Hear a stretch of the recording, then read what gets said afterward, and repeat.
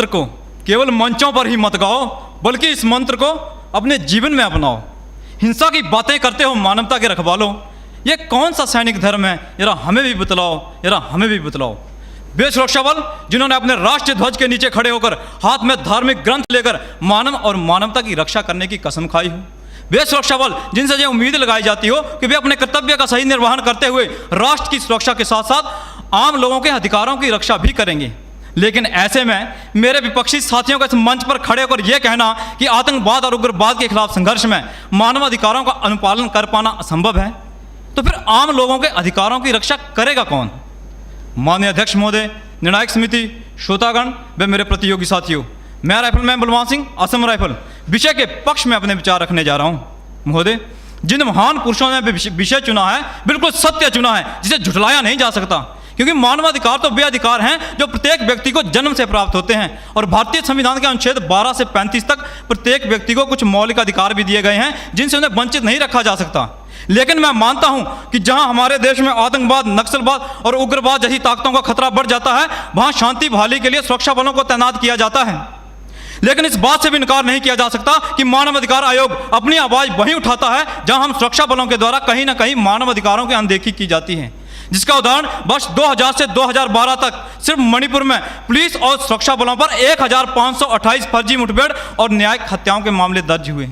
यदि सारे देश के आंकड़ों की बात की जाए तो वर्ष 2016 में पुलिस फायरिंग में 92 नागरिक मारे गए, 351 घायल हो गए और उसी वर्ष लाठी चार्ज में 35 नागरिकों की मौत हो गई और 759 लोग घायल हो गए। मेरे काबिल साथियों, बहादुरी मारने में नहीं बल्कि बचाने में होती है, और यदि बम, बारूद और बंदूक के दम पर ही शांति स्थापित की जा सकती तो अब तक पूर्वोत्तर जम्मू कश्मीर, झारखंड और छत्तीसगढ़ जैसे राज्यों में शांति स्थापित हो गई होती। लेकिन नहीं मेरे साथियों, नहीं, क्योंकि क्रोध को क्रोध से नहीं बल्कि क्षमा और प्यार से जीता जा सकता है। अमेरिका के पूर्व राष्ट्रपति अब्राहम लिंकन ने 4 वर्ष पुराने गृह युद्ध का अंत करने के पीछे केवल एक ही कारण बताया था। उन्होंने कहा था, आई destroy my enemies when I make them my friends. अतः यदि दुश्मन को हथियार की बजाय प्यार से जीता जाए तो वहां दुश्मनी हमेशा हमेशा के लिए समाप्त हो जाती है और लोगों के दिलों में बदले की भावना भी नहीं रहती, क्योंकि असली जंग तो लोगों के दिलों में लड़ी जाती है और लोगों के दिलों को मानव अधिकारों का हनन करके नहीं बल्कि मानव अधिकारों का सम्मान करके जीता जा सकता है। और जहां मानव अधिकारों का हनन होता है वहां पर बदले की भावना से पान सिंह तोमर और फूलन देवी जैसी मासूम महिला को भी खतरनाक डाकू बनने पर मजबूर होना पड़ता है। महोदय, अब मैं कुछ ऐसे उदाहरण पेश करूंगा जिनसे यह साबित होता है कि मानव अधिकारों का अनुपालन करते हुए आतंकवाद व उग्रवाद से प्रभावी तरीके से निपटा जा सकता है। सबसे पहले मैं 26/11 हमले का जिक्र करना चाहूंगा, जहां हमारे सुरक्षा बलों ने मानवता का पालन करते हुए 9 आतंकवादियों को मौत के घाट उतारा और एक अजमल साहब को जिंदा पकड़ा। मेरे काबिल साथियों, यदि उसे पकड़ते ही मार दिया होता तो क्या अंतर्राष्ट्रीय स्तर पर हम पाकिस्तान को बेनकाब कर पाते?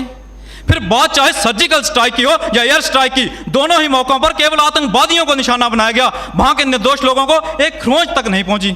जब इस प्रकार की कार्रवाई हम दूसरे देश के अंदर घुस कर सकते हैं, तो क्या अपने ही देश के भीतर आतंकवाद से लड़ते समय मानवता का पालन करते हुए नहीं कर सकते? महोदय, जिन स्थानों पर हम कार्य करते हैं वहां हमें महत्वपूर्ण इलाकों के बारे में जानकारी चाहिए होती है, आपूर्तिजनक सहयोग चाहिए होता है, और ये मात्र तभी संभव है जब लोगों का भरोसा हमें मिले। और मेरा 15 वर्षों का पूर्वोत्तर का निजी अनुभव यही कहता है कि जहां भी सुरक्षा बलों ने लोगों के साथ मिलकर कार्य किया है वहां उन्हें अधिक सफलता मिली है, जिसका प्रत्यक्ष उदाहरण हमारा त्रिपुरा राज्य है।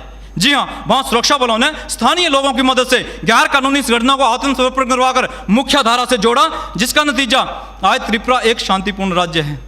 अतः यदि आतंकवाद और उग्रवाद को मिटाना है तो सबसे पहले उसके पीछे छुपे कारणों को खत्म करना होगा। टेररिज्म फंडिंग और साइबर क्राइम को रोकना होगा, ताकि फिर कोई भी गैर कानूनी संगठन हमारे देश के नौजवानों को धर्म के नाम पे या फिर पैसों का लालच देकर आतंक के रास्ते पर चलने के लिए उकसा ना सके।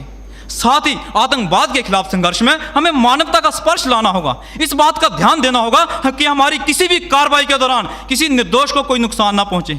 जब ऐसा होगा तो देश की जनता हमारे साथ होगी, तभी जाकर हम आतंकवाद और उग्रवाद को मिटाने में कामयाब हो पाएंगे। अंत में मैं सिर्फ इतना कहना चाहूंगा कि क्यों ना एक ऐसा मजहब चलाया जाए जिसमें इंसान को इंसान बनाया जाए, क्यों ना एक ऐसा मजहब चलाया जाए जिसमें इंसान को इंसान बनाया जाए। आओ हम सब मिलकर करें एक ऐसा राष्ट्र तैयार जिसमें कायम रहे राष्ट्रीय सुरक्षा और सुरक्षित रहे मानवाधिकार, सुरक्षित रहे मानवाधिकार। धन्यवाद। जय हिंद, जय भारत।